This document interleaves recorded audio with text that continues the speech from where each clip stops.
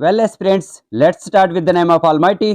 Physics portion से जो heat का टॉपिक दिया गया है, ये सेकंड नंबर पे इस सिलेबस में दिया गया है। JKSSB, JKPSC, FW, forest guard, junior assistant, ASTO, ये लैब अटेंडेंट का कोई भी एग्जाम हो, कॉमन टॉपिक्स हैं, ये सारे कॉमन टॉपिक्स हैं। कहीं से भी आपको कॉम्पिटेटिव एग्जाम में क्वेश्चन पूछा जाएगा। तो लेट्स स्टार्ट। क्वेश्चन नंबर 1, ऐसा यूनिट ऑफ हीट इज। देखो हीट क्या होती है, तो हीट हमारे पास होती है एक फॉर्म ऑफ एनर्जी। ये एनर्जी की ही एक किस्म होती है। तो जो एनर्जी का यूनिट होगा वही हीट का होगा। तो एनर्जी का यूनिट होता है जोल। एनर्जी का यूनिट होता है जोल। जोल किसके बराबर है, तो आप लिखेंगे केजी मीटर स्क्वायर पर सेकंड स्क्वायर। जोल्स की जो वैल्यू होती है वो केजी मीटर स्क्वायर पर सेकंड स्क्वायर। जितनी भी एनर्जी हो तो एनर्जी का सेम यूनिट यही रहने वाला है। एनर्जी का यूनिट कभी भी पूछा जाएगा तो एनर्जी का यूनिट जोल होता है, और जोल होता है हमारे पास केजी मीटर स्क्वायर पर सेकंड स्क्वायर के बराबर।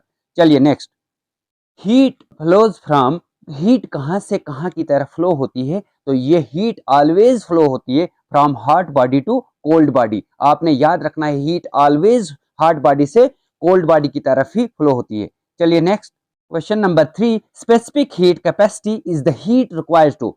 ये एक ऐसी हीट होती है जो रिक्वायर होती है किसी भी सब्सटेंस, 1 केजी सब्सटेंस को 1 डिग्री सेल्सियस तक का उसका टेम्परेचर इंक्रीज करने में जो हमारे पास हीट रिक्वायर होती है उसी को बोला जाता है स्पेसिफिक हीट। तो पहला ऑप्शन यहाँ पे बिल्कुल राइट आंसर है, raise temperature of 1 KG by 1 degree Celsius. Next, which has highest specific heat. किसकी सबसे ज्यादा स्पेसिफिक हीट होती है, तो सबसे ज्यादा हीट जो होती है, चलिए शाबाश, कॉपर की होती है, आयरन की, वाटर की या सिल्वर की। तो सबसे ज्यादा स्पेसिफिक हीट किसकी होती है, ज्यादा हीट कौन रिटेन करता है, तो ज्यादा हीट जो रिक्वायर होती है, जो स्पेसिफिक हीट होती है वो वाटर की होती है। वाटर की होती है नियर अबाउट 4200 के आसपास, इतनी स्पेसिफिक हीट होती है इसकी। तो सबसे हाईएस्ट जो है वाटर की स्पेसिफिक हीट होती है। इसीलिए वाटर को हम कूलेंट के लिए यूज करते हैं। कहां के लिए यूज करते हैं, कूलेंट के लिए यूज करते हैं। मतलब किसी चीज को ठंडा करने के लिए पानी का इस्तेमाल करते हैं, क्योंकि इसको ज्यादा हीट की जरूरत होती है टेम्परेचर इसका इंक्रीज करने के लिए। होप आपको ये समझ आया होगा। चलिए सब्सक्राइब कीजिए और शेयर भी कीजिए। नेक्स्ट, बहुत इंपॉर्टेंट, ये टॉप एमसीक्यूज मैंने एग्जाम ओरिएंटेड लिए हुए हैं, मोस्ट इंपॉर्टेंट है। विदाउट स्किप आप इसको देखें और कोई भी एमसीक्यू ना छोड़ें। ये मोस्ट इंपॉर्टेंट एमसीक्यूज में ले आया हूं। देखो यहां पे चलें, question number 5, sea breeze occurs during. Sea breeze कब होती है, तो सी ब्रीज जो होती है वो डे में होती है। कब होती है, डे में होती है। अब ये सी ब्रीज क्या होता है, देखो हमारे पास 2 ब्रीज होते हैं, एक होता है लैंड ब्रीज और एक होता है सी ब्रीज। सी ब्रीज होता है जब समुंदर से हवाएं किसकी तरफ चलती है, अर्थ की तरफ चलती हैं, उनको बोलते हैं सी ब्रीज। ठंडी हवा समुंदर से, ओशन से अर्थ की तरफ आए, लैंड की तरफ आए, दैट इज सी ब्रीज। और लैंड से जो हवा, ठंडी हवाएं समुंदर की तरफ जाएंगी उनको वो कहलाती हैं लैंड ब्रीज। लैंड ब्रीज कब होती है, लैंड ब्रीज नाइट में होती है। कब होती है, नाइट में होती हैं। और सी ब्रीज कब होती है, ये डे में होती हैं। अब वो कैसे, डे में क्यों, देखो डे में जो है लैंड जो है टेम्परेचर की वजह से, सन के टेम्परेचर की वजह से जल्दी गर्म हो जाती है, और वाटर का स्पेसिफिक हीट अभी बताया बहुत ज्यादा होता है।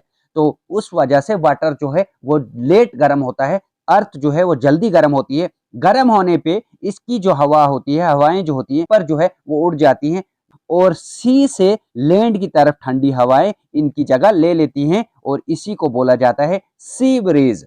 तो यही कारण इधर भी है कि लैंड जब है, लैंड नाइट में ठंडी जल्दी हो जाती है, समुंदर जो है वो लेट ठंडा होता है, और जो हवाएं हैं वो समुंदर से ऊपर उठ जाती हैं। नाइट में हवाएं जो हैं ऊपर उठ जाती हैं, और लैंड से समुंदर की तरफ ठंडी हवाएं जो है मूव करती हैं, ट्रेवल करती हैं। इसी को बोला जाता है लैंड ब्रीज। लैंड ब्रीज होता है नाइट में और सी ब्रीज होता है डे में। होप आपको ये कंसेप्ट अच्छे से समझ आया होगा।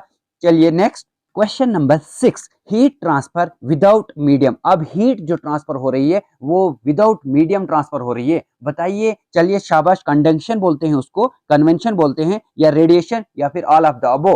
तो आपको याद रखना है, यहाँ पे ये मैं तीनों चीजें आपको समझा देता हूँ। कंडक्शन जो होता है, कंडक्शन में हीट का ट्रांसफर होता है जहां पे रिक्वायर होती है आपको मटेरियल मीडियम की। कंडक्शन में मटेरियल मीडियम की रिक्वायरमेंट होती है, और ये होती है सॉलिड्स में। कहाँ पे होती है? सॉलिड्स में। सॉलिड्स में जो हीट ट्रांसफर होती है एक बॉडी से दूसरी बॉडी के लिए, वो उस प्रोसेस को बोला जाता है कंडक्शन। और लिक्विड जो होता है, लिक्विड में जो हीट ट्रांसफर का, लिक्विड और गैस, लिक्विड या फिर गैसेस में जो हीट ट्रांसफर का प्रोसेस होता है उसको बोला जाता है convention.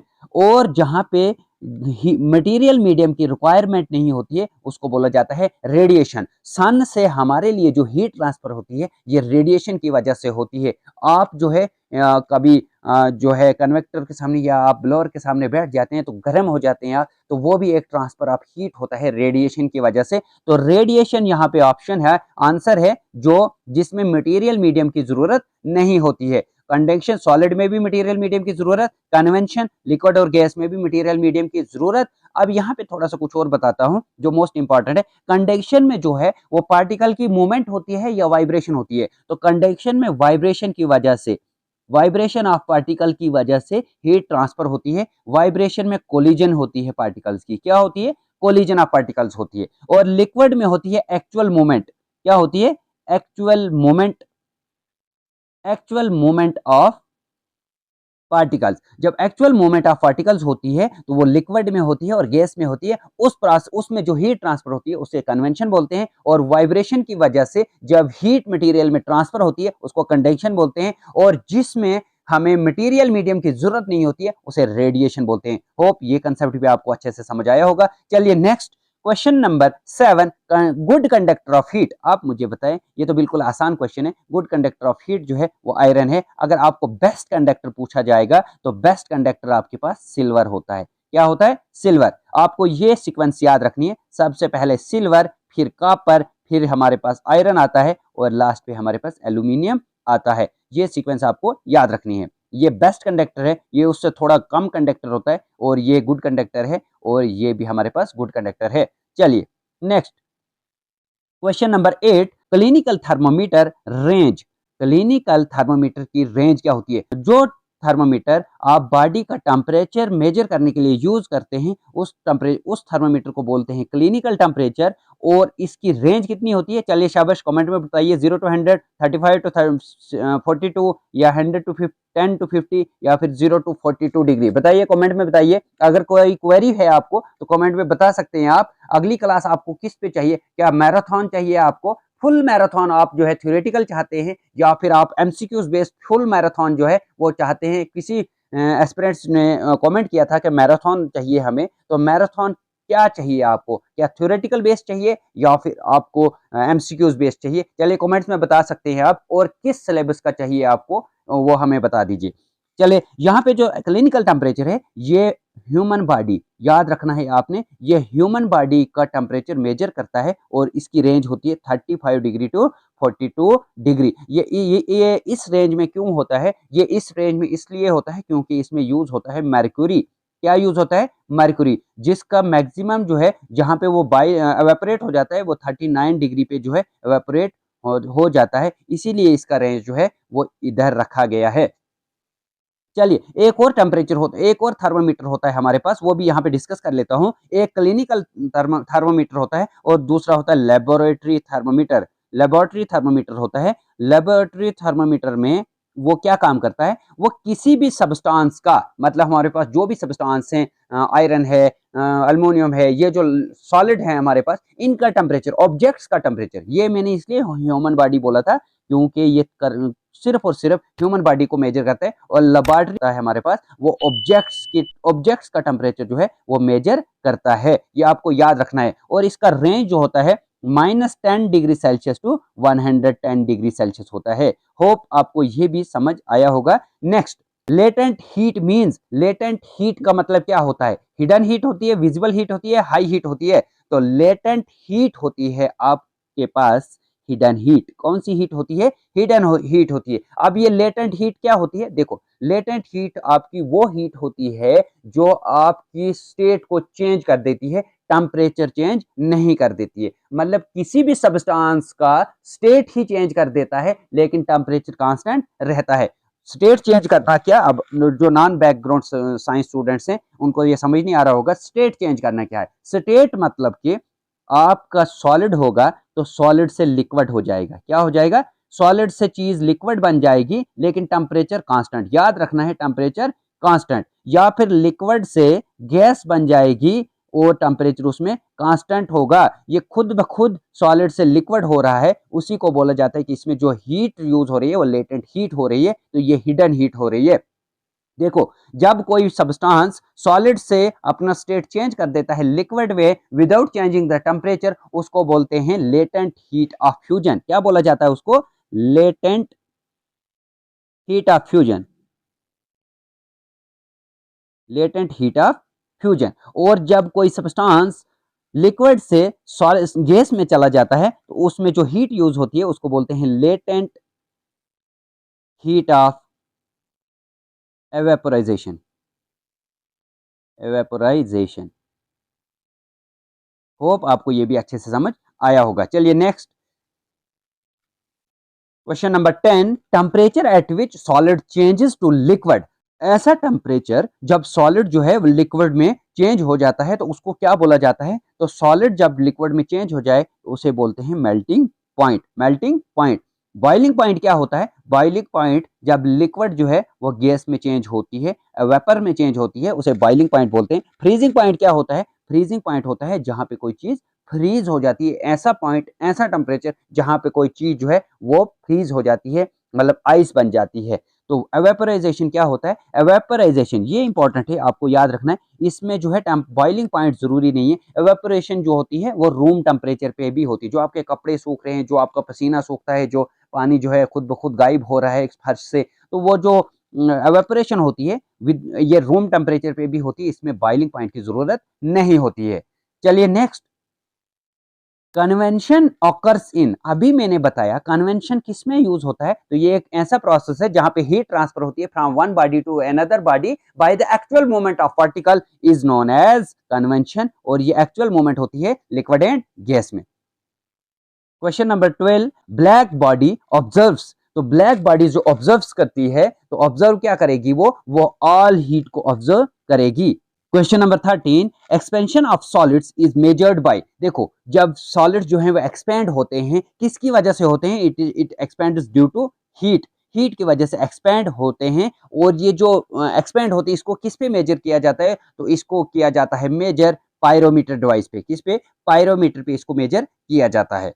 Next question number 14, the unit of specific heat. Specific heat का यूनिट क्या होता है? देखो, स्पेसिफिक हीट वो हीट होती है जो आपको जरूरत होती है किसी भी 1 केजी सब्सटेंस को 1 डिग्री टेम्परेचर, 1 डिग्री सेल्सियस उसका टेम्परेचर इंक्रीज करने में। तो वो जो हमारे पास हीट रिक्वायर होती है, कब, किसको? 1 केजी मास को हम 1 डिग्री सेल्सियस तक इंक्रीज करते हैं। हीट का ऐसा यूनिट आया जूल और केजी डिग्री सेल्सियस। ये पहला वाला ऑप्शन बिल्कुल राइट आंसर है। नेक्स्ट, विच एक्सपेंड मोर। कौन ज्यादा एक्सपेंड होता है? तो ज्यादा एक्सपेंड जो होता है वो गैसेस होती हैं। आपको याद रखना है, गैसेस ज्यादा एक्सपेंड होती है, फिर सॉलिड होती हैं, सॉरी फिर लिक्विड होती हैं, और उसके बाद सॉलिड होती है।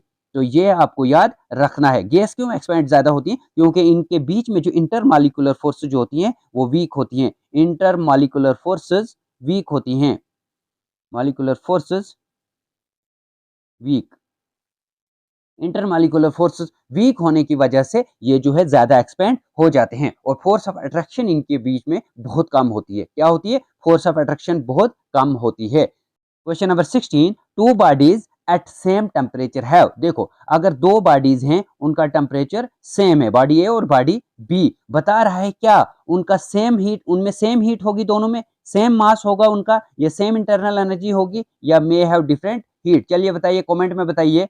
तो देखो, यहाँ पे आपको याद रखना है एक मोस्ट इंपॉर्टेंट फार्मूला है, मोस्ट इंपॉर्टेंट, स्टार मार्क कीजिए। आपको डायरेक्ट एग्जाम में पूछ सकते हैं कि हीट जो है वो किसके बराबर होती है? तो हीट होती है मास इनटू स्पेसिफिक हीट और चेंज इन टेम्परेचर। ये फार्मूला आपको याद रखना है। हीट किस पे डिपेंड करती है? मास पे डिपेंड करती है, और स्पेसिफिक हीट पे डिपेंड करती है, और चेंज इन टेम्परेचर पे डिपेंड करती है। यहाँ पे ध्यान रखें, बता रहा है कि अगर सेम टेम्परेचर चेंज नहीं हो रहा है तो आपकी हीट क्या हो सकती है? देखो, अगर टेम्परेचर चेंज नहीं हो रहा है, अगर मास चेंज हो गया तो, या फिर स्पेसिफिक हीट चेंज हो गई, तो हीट क्या हो जाएगी? हीट चेंज हो जाएगी ना।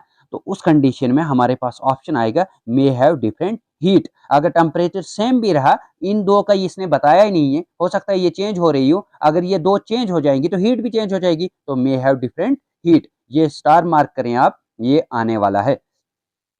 मोस्ट इंपॉर्टेंट क्वेश्चन है तो सिंपल लेकिन बहुत इंपॉर्टेंट है। ये जो बता रहा है thermos flask works on principle of, हाँ मोस्ट इंपॉर्टेंट है।